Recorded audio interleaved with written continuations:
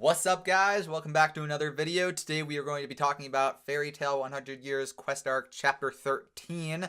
I did not review Chapter 12 due to all of the problems I was having. I made a video at the time about some of my videos being stricken down by Shueisha, and obviously Fairy Tail is not a Shueisha publish, but I was a little scared off, so I didn't do that. So I'm just gonna kind of keep moving. Basically, what happened is Urza started getting whipped around, and I didn't like that. That's the crux of my video that I made back then. And also we had Jalal encountering Toka the White Mage, and that was a really interesting encounter because then Loxus showed up and kind of like they had a stare down. So I'm interested to see where that goes further. But yeah, basically the crux of my problem with the last chapter was Urza was being whipped around, and I hate that. Urza is not a weak character, and she needs to stop being weak. Urza is not that kind of character, and I hate that she was put in that position. I don't like that kind of weakness, and I guess that's kind of the point, though. Either way, let's move on to this chapter, chapter 13, and we start off, so Lucy and the Exceeds, they're on a small little dinghy boat because they were just kind of basically left in the middle of nowhere, and they were trying to figure out what to do next, and they were trying to chase after the dragon-eating dragon slayer boats. They end up running into Brandish from the Alvarez army, or it used to be Alvarez army, and she's just basically floating around in a also a dinghy kind of boat, but she's kind of got a lavish boat. So they kind of have a back and forth, where Lucy wants some help from Brandish. Brandish is like, nah, it's not my problem. I'm good. They're not enemies anymore, but she's not exactly willing to go out of her way to help Fairy Tail or anybody that at least once was their enemy. Which is not entirely true, but we'll get to that in a little bit. Now, a couple of things from this conversation. We find out what happened to multiple members from the Spriggan 12, and some of them are in jail. I'm not even going to go over names because I could not even tell you. Some of them are in jail. A few of them are dead that we know of, and at least one of them is now living a peaceful life, and just they don't want to fight anymore. One of them specifically, though, is now the emperor of the Alvarez Kingdom, because apparently at one point it was the crazy guy with the sand powers. I think they were sand powers. He apparently was a prince of a smaller nation inside of that continent, so he just basically said, you know what, I'll take over. And so now he's the king or emperor of the Alvarez Kingdom. He's got the bald guy, well, not bald, but balding guy with the eye on his head, and one of the other old guy or whatever. I think their names were Yajiel and Jacob, and they're with him to help advise him, but he's just kind of ruling the nation or whatever. He's doing his own thing, and apparently he's doing all right, at least for now. Anyways, so after we learn about what's going on with them, Lucy basically tries to hit up Brandish for a little help. They're to be friends, more or less, too. But Brandish is like, nah, I'm good. No hard feelings, but nah. It sounds annoying, I guess. So she basically says, I'm not going to help you. She throws Gray at her because she's got a tiny little Gray. I forgot that her powers were, I guess, growth and shrinking and whatever. So she can make things bigger or smaller than they normally are. So she basically found Gray and shrunk him down so that he wouldn't be a pain in the butt to travel with. And he's knocked out, I think. She throws Gray at her, basically says, see you later. Have fun. Oh, and one thing before I move on. So she is going after Aquarius. She is going after Aquarius's key because apparently that is nearby somewhere, and she honestly thought that Lucy was doing that too. She thought Lucy was going after it. So now we're gonna 100%. I think that Aquarius is gonna get back into Lucy's hands. I can't see them having Brandish suddenly have her and whatever. Maybe for a time, but I definitely see Aquarius getting back into the ownership of Lucy because then Lucy can have all 12 keys. 12 keys? 12 keys. There's 12 Zodiac keys. Plus the weird snake thing. Anyways, I definitely see Aquarius getting back into the hands of Lucy, and I would imagine at some point that'll play into maybe the Water God Dragon in some capacity.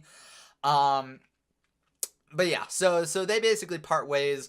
Brandish makes Gray big, but he like basically pops out and like falls onto Lucy. We hop back to Juvia, and she's like, I got this sensor. My enemy is my enemy sensor is going off because Gray's got his face in Lucy's boobs, whatever.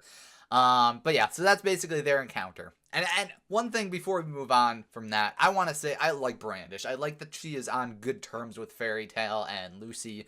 They obviously throughout the Alvarez Army arc, they basically never really had much of a fight with Brandish too much.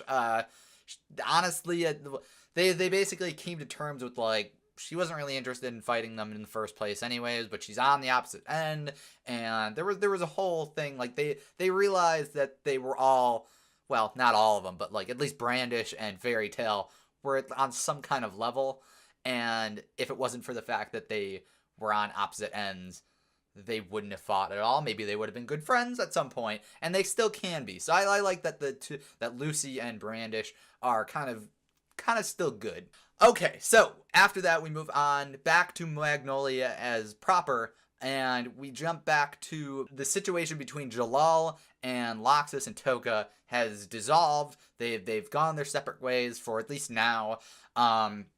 Last chapter we had a really decent confrontation with Jalal basically almost attacking Toka and getting ready to like harm her, and because she is supposedly this white mage, she uses water magic, and he's like, where did you find that? Where'd you learn that magic, huh?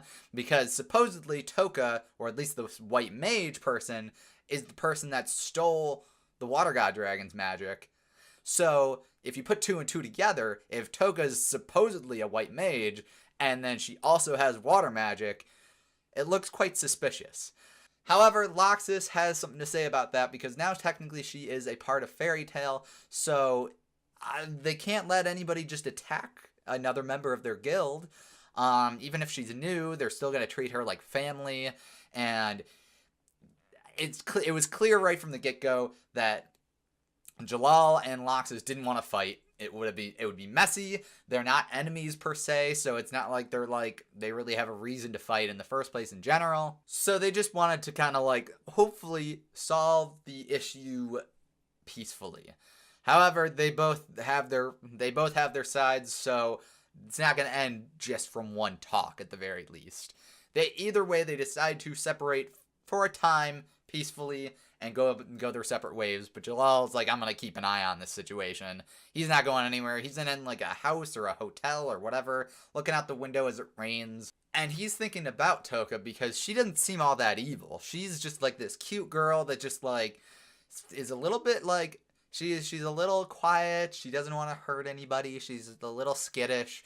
And he's mulling it over about whether she's actually the white mage that he's looking for, or whether he's just made a mistake, or something is a bit more complicated than he originally thought it would be. I don't think it'll be as complicated as they want it to seem, even though I think in the end, she will be the evil person that took the Water God Dragon's power, and maybe it'll be complicated in a different way, but I bet she's definitely an evil mage. I don't think it'll be as complicated in that sense. Either way, he's got a problem because now she's in Fairy Tail. He can't exactly attack her outright anymore because now she's part of the guild that he's good friends with, and he doesn't want to cause any trouble with them. He just wants to basically fight this little girl. And so yeah, he doesn't know what to do, and he's stuck thinking, what would Urza do? And that jumps us to Urza acting weak again. I hate this. Now, in the Tower of Heaven arc, it made some sense because she was weak, but she was also very strong in the sense because she was trying to deal with her past, and there was some real ground for her to be sad and distraught and all that stuff. And I felt fine with that because it's like, okay, well, she's normally this tough exterior kind of person, but she's actually very like soft on the inside, I guess, to some degree. And that's fine. I don't mind that kind of stuff. But this is like, she's basically been made into a groveling slave for what's her face, the slashing dragon slayer person, and I just don't care for it. It's too much. It's coming on too strong, and I don't care for her acting basically like an animal that's just been whipped. And literally, the what's her face is literally just whipping her and kicking her and making her eat rotten food, and I hate it. I hate it. I hate it. I hate it because it's just like Urza's usually such, even in her like weakest times, Urza is such a strong individual that would never do anything that would be like this. She would never compromise her own ideals and whatnot to bend to anybody else's will. Not like this. I hate it. I hate it. I hate it. Which is why I'm glad that things go a little bit better, because I think I knew it was coming.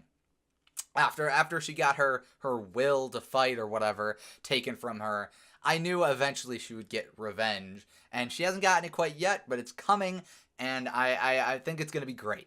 So for a couple of pages of this chapter, she's basically just getting her butt kicked, and she's getting water splashed on her to clean her off, and she's basically being treated like a dog. Nighttime rolls around. All of the 3 Dragon Slayer people go to sleep. Urza is laying on the ground with a dog collar around her neck next to what's her face's bed, and suddenly it snaps, and she realizes, and she basically gets herself back. And that's when she stands up, she rips the collar off of her, she looks over the girl, and she's just like, "You really think you really, I've got a lot for you right now." And she basically says, "For now, let's just ease it up. Attacking somebody while they're sleeping is a dishonorable thing for a knight, and I honestly don't think that she deserves to, I don't think that the girl deserves to not be attacked. I think she deserves everything that's going to come to her eventually, and I hope Urza really just gets her revenge, because I hated this last few chapters with Urza acting weak like this. It's just no good." Anyway, she goes down to the brig or whatever and finds Natsu and Wendy, and they're acting all sick because they're Dragon Slayers and they're on a boat, so of course they're going to be in no good situation. She explains that it turns out, so this is an interesting development because it hasn't been fully explained yet, but it's an interesting thing. It seems like at the very least, this particular ability to cut the will of somebody is more of a visual hypnosis of some sort. So as opposed to her actually cutting something, she is using some kind of mind powers, which I wonder if that translates to her other abilities, or whether it's like, or whether it's just a one thing and then all the other parts of her are like physical attacks. I don't know. Either way, it doesn't affect Urza as much because her one eye is fake, so it's easier for her to snap out of these kind of things. She gets all the stuff off of them, like the ceiling shackles or whatever, to get their magic back to whatever.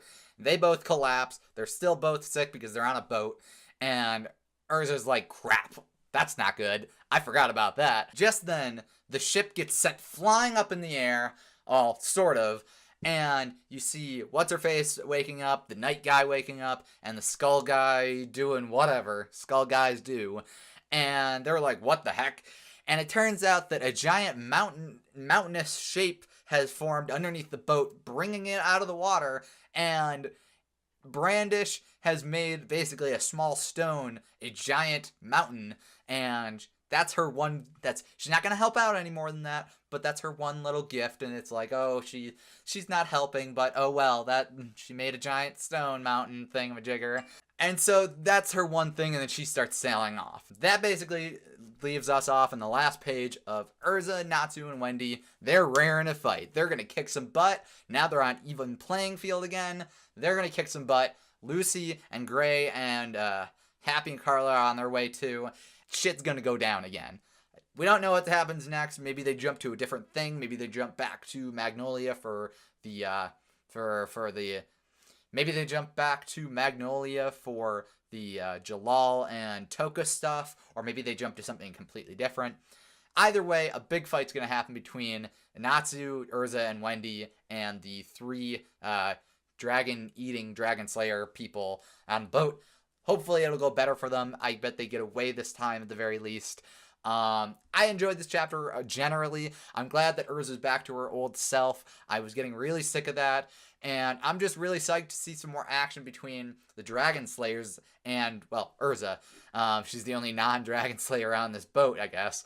And I'm excited to see what happens. Overall, I enjoyed this chapter. It's not my favorite chapter. I liked a few chapters back before the Urza getting cut down thing. I like some of the action scenes in that. But overall, I enjoyed this. This is a good setup chapter. I would maybe give it, like, if I was going to rate it out of, let's keep it simple, 5, I'd give it a 4. It's not bad. It's a setup chapter. It gave us some little tidbits. Yeah, so that's all I got to say about this. Let me know what you guys think down in the comments below.